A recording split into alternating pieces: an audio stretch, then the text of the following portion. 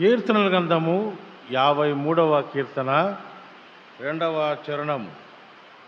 వివేకము కలిగి దేవుని వెదుకువారు కలరేమో అని దేవుడు ఆకాశము నుండి చూచి నరులను పరిశీలించెను.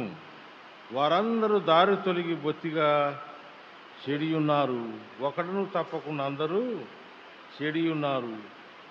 మేలు చేయవారెవరునూ లేరు, ఒక్కడైనను లేడు. అలాగనే యెషయా గ్రంథము 53వ అధ్యాయము 6వ వచనం. యెషయా గ్రంథం 53వ అధ్యాయము 6వ వచనం. మనమందరము గొర్రెల వలె త్రోవ తప్పిపోతుమి, మనలో ప్రతివాడు తనకిష్టమైన త్రోవను తొలగాను. యెహోవా మన అందరి దోషము అతని మీద మోపెను. అతడు దౌర్జన్యమునందెను, బాధింపబడినను అతడు నోరు తెరవలేదు. వదకు తేబడు గొర్రె పిల్లవలే, బొచ్చు కత్తిరించు వాని ఎదుట గొర్రె వలె మౌనముగా ఉండునట్లు అతడు నోరు తెరవలేదు. దేవుడు అన్ని సమస్తము సృష్టించిన దేవుడు, అన్ని చేయగలిగిన దేవుడు. ఆయన ఏమి చాతగాని వాడి వలె మౌనముగా ఉన్నాడు. ఎందుకు? ఎవరిని బట్టి? మనమను బట్టి. మనమందరం ఎలా ఉన్నామంట? అందరము త్రోవ తప్పి మనకిష్టం వచ్చినట్లుగా జీవించి దేనికి పాత్రులమయ్యాము? పాపమునకు పాత్రులమయ్యాము. అంటే నిత్య నరకాగ్నికి వెళ్ళడానికి రెడీగా ఉన్నాం. అలాంటి సమయంలో తండ్రిని దేవుడు చూసి, నా సుహస్తాలతో నేను సృజించి నా జీవవాయువు వారిలో ఉంచి నా కుమారులుగా కుమార్తెలుగా నేను చేసుకొని తిరిగి మరి ఆ అక్రమమైనటువంటి విధానంలో నడిచినాను. వారి యొక్క ఫలితం ఏమున్నది? పాపమునకు వచ్చే జీవితము మరణము, మరణం అనగా నరకము. ఈ నరకము నుండి తప్పించాలి వీళ్ళను ఎలాగైనా సరే. వీరు నా సొత్తు, నా జనాంగము అని అప్పుడు హెబ్రీ ఆసుపత్రిగా తీనవసరం లేదు. ఈ శబ్దంలో చూసుకుంటున్నాడు, అందరికీ తెలిసిన విషయమే. 10వ అధ్యాయంలో 3-7 వచనాల్లో అంటాడు, పాప శరీరాకారమును ధరించుకుని యేసుక్రీస్తు ప్రభు భూలోకానికి దిగి వచ్చాడు తండ్రి మాటను లోబడి. అందుకనే నువ్వు చెప్పిన రీతిగా ఈ లోకానికి వచ్చాను, నువ్వు చెప్పిన రీతిగా ముగించాను. వీరందరికీ నేను రక్షణ కలిగించాను. వీరందరూ నేను నీ వాడను, నువ్వు నా వాడవైనట్లుగా వీరందరూ మనవారు. కాబట్టి వీరు మన పిల్లలుగా చేస్తున్నానని చేశాడు. లేకపోతే మనం ఎక్కడ ఉంటాము? నిత్య నరకము. నువ్వు ఎన్ని గొప్ప పనులు చేసినా, నువ్వు ఎన్ని నీతి కార్యాలు చేసినా ఎవ్వరు కూడా నీ పాపాన్ని తీసివేయటానికి అధికారం లేదు. ఈ లోకంలో దేవతలు అనబడే వారికి కూడా లేదు. అందుకనే పైనుండికి దేవునికి ఇవ్వబడిన అధికారం. ఫిలిప్పీ రాష్ట్రపత్రిక 2వ అధ్యాయము 6వ వచనం చదివితే అక్కడ ఏమని రాసి ఉంది? ఫిలిప్పీ రాష్ట్రపత్రిక 2వ అధ్యాయం 6వ వచనం. ఏ స్వరూపము?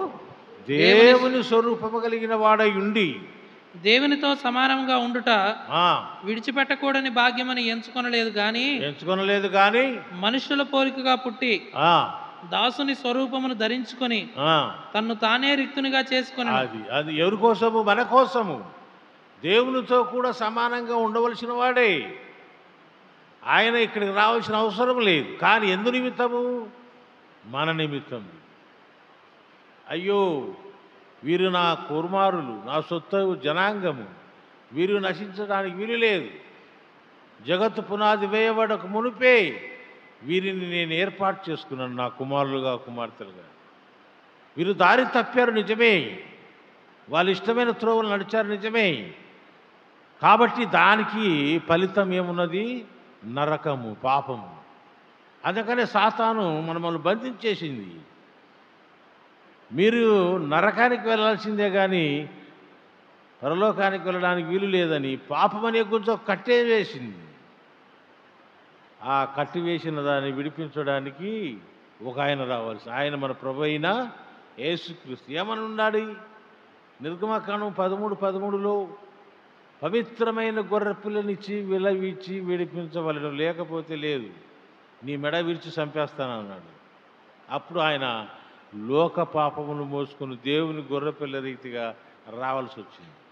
వచ్చి బొచ్చు కత్తిరించవన వలె మౌనంగా వాని దగ్గర, కటిక వాని దగ్గర ఉన్నట్టుగా మన కోసము వారు ఎన్ని మిషములు పట్టినా, ఎన్ని దెబ్బలు కొట్టినా, ఎన్ని చేసినా ఆ శిలువలో ఎంతో భారము భరించాడే తప్ప మారు మాట్లాడలేదు, మౌనం వహించాడు. ఎందుకంటే ఆయన శిలువ ఎక్కకపోతే మనకు విమోచన లేదు. ఆయన అమూల్యమైన రక్తం కార్చకపోతే మనకు విమోచన లేదు, విడుదల లేదు, పాప క్షమాపణ లేదు. ఎందుకంటే మనం అలాంటి పాపమునకు ఉన్నప్పుడు సరి అయినది పూర్వం రోజుల్లో ఆయా కోడల రక్తాలు, పావురాల రక్తాలు, మేకల రక్తాలు, ఎద్దుల రక్తాలు చేశారేమో, కానీ మానవుని పాపం తీసివేయటకు అసాధ్యమని లేఖనము నెరవేరినట్టుగా ఆయన మరణించాడు, సమాధి చేయబడ్డాడు, తిరిగి లేచాడు. అందుకనే మనం అమూల్యమైన రక్తం చేత కడగబడినాము, కొనబడినాము, అమ్మబడినాము. కాబట్టి మనం ఈయనను ఈ దేహముతో మనం ఏం చేయాలి? మహిమపరచాలి, ఆయన స్తుతించాలి. ఇన్ని గొప్ప మేలు చేసిన వానికి మనం ఏం చేయాలి? ఆరాధించాలి. ఆయన కోరుకున్నది అదే. మీకేం మనులు మాణిక్యాలు ఏం అడగలేదు. ఇదిగో నేను వచ్చు పరంతరకు మీరు ఇలాగా చేయండి. కొరింథీయులకు రాసిన మొదటి పత్రిక 11వ అధ్యాయం 26 నుంచి చదువునైనా. 11వ అధ్యాయం.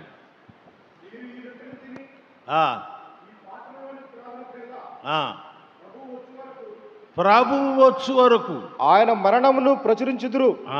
ఏం ప్రచురించాలి? ఆయన మరణాన్ని మనము ఏం చేయాలి? ప్రచురించాలి, ఉచ్చరించాలి. కాబట్టి ఎవరు అయోగ్యంగా అవసరం లేదు. ఆయన వచ్చు పరంతరకు మనం ఏం చేయాలి? ఈ పనిని మనం చేయాలి. ఇది ఆయనకి ఇష్టం. ఎందుకంటే భూమి మీద ఆయనను స్తుతించేవారు ఎవరున్నారు? మనమే కదా. అందుకని ఆయన 38వ యెషయా గ్రంథంలో అంటాడు, సజీవులే కదా నన్ను స్తుతించేది. అందుకనే మనము సజీవులుగా ఉంచుతున్నాడు, మనకు ఆయుస్సును, ఆరోగ్యం ఇస్తున్నాడు. అనారోగ్యాలు ఉన్నా మరణాన్ని దూరం చేస్తున్నాడు. ఎందుకంటే నువ్వు నా సొత్తైన జనాంగములో ఉన్నావు. నేను ప్రేమించి నా మనస్ఫూర్తిగా నిన్ను రక్షించి నా శరీరాన్ని, రక్తాన్ని అన్ని ధారపోసి నీ కొరకే కదా. అందుకని నేను వచ్చు పరంతర వరకు మీరు నన్ను ఇలాగ జ్ఞాపకం చేసుకోను. తిమోతికి రాసిన 2వ పత్రిక 2వ అధ్యాయం 8వ వచనం చదువునైనా. తిమోతికి రాసిన 2వ పత్రిక 2వ అధ్యాయము 8వ వచనం. సంతానంలో పుట్టి మృతులలో నుండి లేచిన యేసుక్రీస్తును జ్ఞాపకము చేసుకును. ఆయన జ్ఞాపకము చేసుకోవాలి. మానవులుగానే పుట్టాడు. ఎందుకంటే మరి మన కోసమే ఆయన మానవుని రూపం దాల్చా రావాల్సి వచ్చింది. పరలోక రాజ్యాన్ని విడిచి రావాల్సి వచ్చింది. ఎందుకంటే మన కోసం, మన నిమిత్తం. మనలో మన పాపం ఉన్నదని మనం తెలిసి కూడా మన ఇష్టానుసారంగా జీవించి పాపానికి దాసులం అయిపోయాం. అందుకని రోమీయులకు రాసిన పత్రిక 3వ అధ్యాయం 23 నుంచి చదివితే తినవసరం లేదు. ఏ భేదము లేదు, అందరూ పాపము చేసి దేవుని మహిమను పొందలేని స్థితిలో ఉంటున్నాము. ఎలాగున్నాం? దేవుని మహిమను పొందలేని స్థితిలో ఉన్నాం. అదే 6వ అధ్యాయం రోమీయులకు రాసిన పత్రికలో 16-17 వచనంలో, మునుపు మీరు సాతానుకు దాసులు, ఇప్పుడు 17వ వచనంలో క్రీస్తుకు దాసులను. అందును బట్టి మనము క్రీస్తుకు దాసులమై ఉన్నాము. కాబట్టి ఆయన మరణాన్ని ప్రచురం చేయాలి, ఆయనను మనము గణపరచాలి, ఆయనను జ్ఞాపకము చేసుకోవాలి. ఇప్పుడు సర్వలోకములో కూడా సార్వత్రిక ప్రపంచం మీద దేవుని నమ్మిన పిల్లలు, అది ఏ డెనామినేషన్ కానీ, ఈ దినం ఏం చేస్తారు? అందరూ ఆరాధన చేస్తారు. వారి వారి ఈ యొక్క క్రమంలో చేస్తారు. అందుని బట్టి మనకు కూడా దేవుడు మనకిచ్చాడు. ఈ లోకములో మనము పుట్టాము. పుట్టిన తర్వాత మనమే మన ఇష్టానుసారంగా జీవించి పాపములో పడిపోయాం. దావీదు 51వ కీర్తనలు అంటాడు 5వ చరణములో, నేను పాపములోని పుట్టి తిని, నా తల్లి గర్భములో నుంచి పాపములోనే పుట్టి తిని, పాపములోనే పెరిగి తిని, కాబట్టి నన్ను రక్షించు నాయనా అన్నాడు. అందుని బట్టి మనము స్తుతియాగము చెల్లించాలి. ఎవరికి? మనుష్య కుమారుడైన యేసుక్రీస్తు. ఎందుకు చెల్లించాలి? మన పాప దోషములను నివారించాడు. పరలోకపు రాజ్యాన్ని విడిచిపెట్టకుండా ఉండవలసి అయినవాడు అయ్యుండి కూడా మన కోసం విడిచిపెట్టి ఈ లోకానికి వచ్చాడు. అందుకనే ఈ లోకంలో ఆయనకు అధికారం ఉన్నది. ఏం అధికారం ఉన్నది? పాపములు క్షమించడానికి అధికారం. మార్కు రాసిన సువార్త 2వ అధ్యాయం 10వ వచనం చూసుకోండి తర్వాత. కాబట్టి దేవుని పిల్లలమని అనిపించుకున్న మనము దేవుని ఏ విధంగా ఆరాధించాలి? ఆత్మతోనూ సత్యముతోనూ ఆరాధించాలి. అంతే పెదవులతో ఆరాధించడమా? మార్కు రాసిన సువార్తలు అంటాడు, వీరు పెదవులతో నన్ను గర్భపరుస్తురు కానీ వీరి హృదయము దూరముగా ఉన్నది అని. అలాంటి దానికి సాదృశ్యమైన వారమైతే మనము చేసుకున్న ఈ ఆరాధన ఆగ్రానించబడదు. ఆయన ఏమాత్రం ఒప్పుకోడు. అందుకనే మీరు నన్ను గణపరచండి. ఎందుకు గణపరచాలన్నాడు? మీరు కొనబడారు, నా సొత్తు మీరు, నా స్వరక్తమిచ్చి మిమ్మల్ని కొన్నాను. అందుకనే దేవుడు ఈ లోకములోకి వచ్చినప్పుడు తండ్రి అయిన దేవుడు అన్నాడు, నువ్వు భూలోకానికి వెళ్ళి నా కొరకు ప్రజలను ఏర్పాటు చేయన్నాడు. ఓ మాట చదవండి, ముగిస్తాను. ప్రకటన గ్రంథము 5వ అధ్యాయం 9-10 వచనాలు కలిసి ఉంటాయి. ప్రకటన గ్రంథము 5వ అధ్యాయం 9-10 వచనాలు. పెద్దలు ఈ పాత్రలు పరిశుద్ధుల ప్రార్థనలు. ఆ పెద్దలు నీవు ఆ గ్రంథమును తీసుకుని దాని ముద్రను విప్పుడికి యోగ్యుడువు, నీవు వధింపబడిన వాడవై, నీ రక్తమిచ్చి ప్రతి వంశములోను ఆయా భాషలు మాట్లాడు వారిలోను ప్రతి ప్రజలోను ప్రతి జనములోను దేవుని కొరకు